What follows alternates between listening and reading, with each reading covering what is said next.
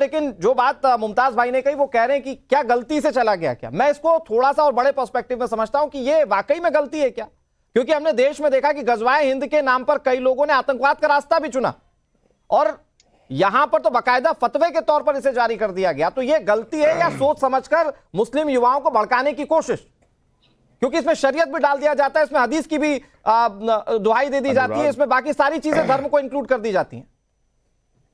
काज़मी साहब।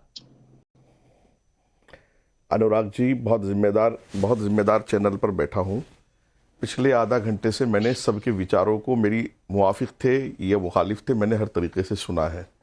इसलिए प्लीज़, चूंकि एक बहुत बड़ा मैसेज है और इसको मैं चाहता हूं कि बहुत सारी चीज़ें यहाँ क्लियर हो जाएं ताकि मैसेज जो है वो सही जा सके।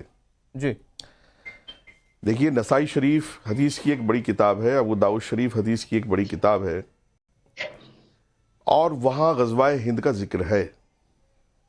2008 में दारुल के मुफ्ती ने, जो वहाँ के चीफ मुफ्ती हैं, उन्होंने 2008 में किसी सवाल का जवाब दिया था। वो वेबसाइट पर पड़ा हुआ है। मैंने दारुल के जिम्मेदारों से इस सिलसिले में बराबर बात हो रही है। ग़ज़वाए हिंद क्या है वो पहले समझ लीजिएगा। ये जो हमारे इस्लामिक स्कॉलर अपने टीवी पर बोल रहे हैं, मैं इस बात के, अनुराग जी, हमेशा खिलाफ रहा हूं कि हमारा टीवी पर चेहरा कुछ और हो और पीछे से कुछ और हो।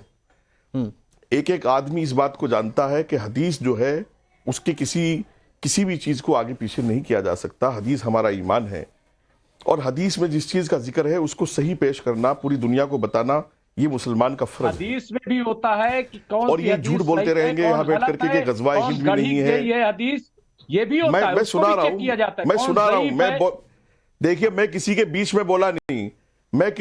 में बोला नहीं, तो आपको चुप, मेरे से ज्यादा पढ़े लिखे आप नहीं हो, मेरे से ज्यादा डिग्री इस्लाम की आपके पास नहीं है, आप 4 हदीसें टीवी पर बैठकर नहीं सुना सकते, 4 मुहद्दिसीन के नाम नहीं सुना सकते। मुझे हजारों हदीसें याद है जो मैं आपके टीवी चैनल पर लाइव सुना सकता हूँ। मैं आपके टीवी चैनल पर लाइव सुना सकता हूँ, समझ गए? अरे मैं सुना हूं हदीसें। हाँ, तो इसलिए चुप रह करके मेरी बात सुन लीजिएगा। आप चुप रह करके मेरी बात सुन लीजिएगा जो मैं कह रहा हूँ। आप क्यों झूठ बोल रहे हैं टीवी पर बैठकर के इस्लाम में ग़ज़वाए हिंद नहीं है? इस्लाम में ग़ज़वाए हिंद है। अशरफ जलाली उसकी तैयारी कर रहा है, देश में मुफ्ती सलमान अज़हरी उसकी तैयारी कर रहा है। और मुमताज भाई और वज़ात काज़मी को आमने सामने प्लीज। नसाई शरीफ की हदीस है, आप झूठ नहीं बोल सकते। आप टीवी पर बैठकर झूठ बोल रहे हैं। मैं आपको हदीस के अल्फाज पढ़कर सुना रहा हूँ। 3173 नंबर हदीस है। नबी पाक सल्लल्लाहु अलैहि वसल्लम ने फरमाया, हिसाबतानी फी उम्मती हिसाबतुन तग़ज़ुल हिंद व हिसाबतुन तकूनु माई ईसा इब्न मरियम। मैं हदीस का नंबर बता रहा हूं, मैं किताब का नंबर बता रहा हूं। टीवी पर बैठकर झूठ मत बोलिए आप। बस अनुराग, एक फर्क है, एक फर्क है। देवबंदी ये कहते हैं कि ग़ज़वाए हिंद हो चुका और अशरफ जलाली और मुफ्ती सलमान अज़हरी जैसे लोग कहते हैं ग़ज़वाए हिंद होगा। उसकी तैयारी कीजिए। वज़ात काज़मी साहब, आप इसको हदीस का हवाला देकर समझा लीजिए। इनका टीवी पर चेहरा नहीं, मैं एक चीज, वज़ात काज़मी जी के खिलाफ बड़ा झूठ है जो ये ठीक है। वज़ात काज़मी जी, मुमताज भाई आ रहा हूं, बस एक छोटी सी चीज पे क्लियरिफिकेशन चाहिए, फिर मैं आगे बढ़ रहा हूं। एक छोटी सी चीज पे काज़मी साहब क्लियरिफिकेशन चाहिए कि क्या ये ग़ज़वाए हिंद का मतलब जो धर्म युद्ध से जोड़कर देखा जा रहा है, क्या ये हिंदुस्तान के खिलाफ है क्या? क्योंकि इसको लेकर लोग किसे प्रोवोक हुए हैं, ये पिछले पुराने डेटा में और रिकॉर्ड में समझा जा सकता है। मैं कह रहा हूं इस पर अनुराग मेरी बात को समझो। मैं अल्लाह की कसम खा के कहता हूं, मैं झूठ नहीं बोल रहा हूं। ग़ज़वाए हिंद की तैयारी अशरफ जलाली जैसे, सलमान अज़हरी जैसे लोग कर रहे हैं। ये टीवी पर झूठ बोल रहे हैं। देश के खिलाफ माहौल है, ये देश में ही बना रहे हैं ये मुल्ला सब लोग। और ये झूठ बोल रहे हैं टीवी पर बैठकर कि ग़ज़वाए हिंद कोई चीज नहीं। आप जो बात कह रहे हैं मुमताज भाई, मुझे जितना समझ में आया कि आप ही की बात को ये अच्छे तरीके से मॉडिफाई करके कह रहे हैं। कॉन्ट्रोडिक्शन अज़हरी साहब की बातों में। अज़हरी जी प्लीज।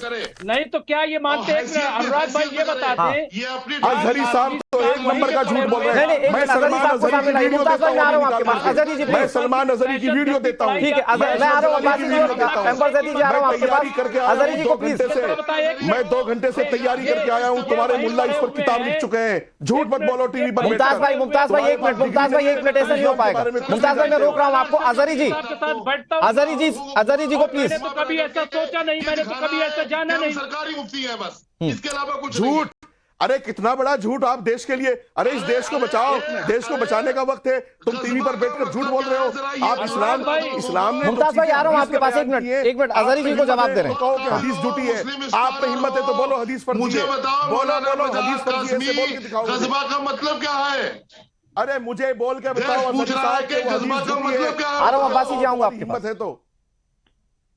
अरे हिम्मत है तो बताओ गजबा का मतलब क्या है? मुफ्ती सलमान अजहरी ने कहा कि गजवा, सुनो अनुराग ये भी सुन लो। मुफ्ती सलमान अजहरी ने अपनी वीडियो में कहा कि गजवा वाकईतन वही है जिसमें रसूल मौजूद हो और यार रूहानी तौर पर रसूल मौजूद होंगे। ठीक है, वो बता रहे हैं। अजहरी साहब प्लीज जवाब दे दीजिए, फिर मैं अंबर ज़ैदी के पास जाऊंगा। रूहानी तौर पर मौजूद होंगे। हाँ ठीक है, अजहरी साहब प्लीज कंक्लूड। सलमान अजहरी ने ऐसे कहा, देखिए अशरफ जलाली ने कहा, मतलब है कि बनफ्से नफीस रसूलुल्लाह सल्लल्लाहु अलैहि वसल्लम खुद तशरीफ फरमा होंगे। और मैंने दूसरी कहा बात कि यह तुम्हारा मुफ्ती है सलमान अजहरी, जहां से तुम अजहरी लगा रहे हो वो भी वहीं से पढ़ के आया है। उसने कहा कि रसूल रूहानी तौर पर मौजूद होंगे, इसलिए गजवा कहा गया। आप इन्हें बेचारों को सीधे साधे लोगों को उलझाइए मत, सीधे साधे लोगों को उलझाइए मत। तुम्हारे मुफ्ती सलमान ने कहा वो भी अजहरी है, उसने कहा रसूल रूहानी तौर पर मौजूद होंगे, वही गजवाए हिंद है। ठीक है अजहरी जी, मैं आ रहा हूं आपके पास। अजहरी जी और कासमी साहब एक मिनट, मेरे साथ और दूसरे मेहमान भी, मैं उनका रुख करना चाह रहा हूं। मैं आ रहा हूं। मुमताज भाई 20 सेकंड है आपके पास। मुमताज भाई 20 सेकंड, फिर अंबर ज़ैदी के पास जा रहा हूं। ठीक है अनुराग भाई, अजहरी भाई आप जवाब ही नहीं दे रहे थे, मैं आऊंगा आपके पास एक बार फिर से। मुमताज भाई प्लीज कंक्लूड जल्दी से। मैं सिर्फ जो है वजाहत कासमी साहब से इतना जानना चाहता हूं, ये दारुल उलूम देवबंद के पढ़े हुए हैं, ये बता दें फिर क्या वाकई जो है दारुल उलूम देवबंद में देश के खिलाफ क्या वहां पे तालीम दी जाती है? क्या वाकई वहां गज़वा हिंद की तैयारी कराई जाती है? क्या ये वहां से यही पढ़ करके आए हैं? हमें जरा बता दें कि 11 सुन लीजिए दारुल उलूम देवबंद गज़वा हिंद के बारे में साफ साफ बोलता है कि 1107 मोहम्मद बिन कासिम के दौर में हो चुका है।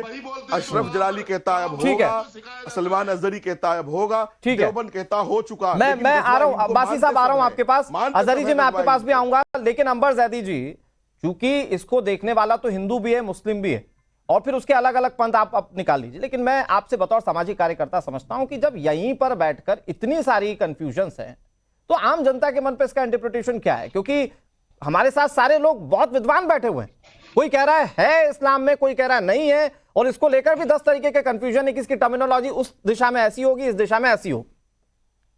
ये सब जो होता है वो अनुराग पब्लिक डिबेट्स के लिए, लेकिन सच्चाई ये है कि मदरसों में मुमताज भैया जो देवबंद की बात हो रही है वहां पे यही सिखाया जाता है कि एक दिन ना कि सिर्फ हिंदुस्तान पे बल्कि पूरी दुनिया पे इस्लाम का पूरी तरह से एक वर्चस्व होगा, और यही मकसद है। और यही मकसद लेकर जितने भी टेरर आउटफिट्स है ग्लोबली, वो जो विस्तारवाद की नीति अपनाए हुए हैं, ये आप सबके सामने है। आप अफगानिस्तान के जितने भी टेरर आउटफिट्स हैं वो यही कहते हैं, पाकिस्तान की आर्मी आगे जैद जमन हामिद जो लाल टोपी वाले हैं वो दिन रात चीख कर ये बात बोलते हैं। आप हिंदुस्तान में बैठकर, इनफैक्ट आरिफ मोहम्मद खान साहब ने अपने इंटरव्यू में कहा है कि आप देवबंद का सिलेबस देखिए और वहां पर देखें कि वो किस तरह की चीजें पढ़ाते सिखाते हैं। विस्तारवाद की नीति सिखाते हैं, भारत में अलगाववाद सिखाते हैं। और एक और इम्पोर्टेंट बात, मौलाना मनाजिर हसन गिलानी ने 1956 में दारुल उलूम देवबंद के सिलेबस को चेंज करने की बात कही। क्यों? देश हित में, समाज हित में और पूरे ही इंसानियत के हित में दारुल उलूम देवबंद के सिलेबस को रेगुलाइज क्यों नहीं किया जाता? एक रेगुलेटरी बॉडी के अंदर इन मदरसों में क्या पढ़ाया सिखाया जा रहा है, क्यों उस पर बात नहीं होती? यहाँ पर बैठ के वो बोलेंगे नहीं वो ज़ईफ हदीस है, ज़ईफ हदीस है डिसाई की, तो आज तक इसको डिस्कार्ड क्यों नहीं किया? अगर डिस्कार्ड नहीं हुआ तो फिर पीएफआई ने आज तक 2047 का डॉक्यूमेंट लेकर क्यों बैठे हुए? सही बात है, इसकी बात करते हैं क्यों? लगातार मैं आ रहा हूं, अजहरी जा रहा हूं, इस तरह की फतवे और बयानबाजी आती है। क्यों सोशल मीडिया पे भी लोग इस तरह की बात रखते हैं कि एक दिन इंशाल्लाह ऐसा होगा? इनफैक्ट मेरे साथ डिबेट में एक भाई साहब बोल चुके हैं कि आज नहीं 100 साल बाद होगा। तो ये विचार ठीक है, मैं इसको आगे बढ़ाता हूं। अब्बासी साहब, तो क्या ये जो टर्मिनोलॉजी दी जाती है जिसमें मैं अजहरी साहब प्लीज, अजहरी साहब मैं आपको अच्छा मौका देता हूं बोलने का, आप बोलने तो दीजिए दूसरों को। एक और बात अनुराग में कहती हूं, अजहरी साहब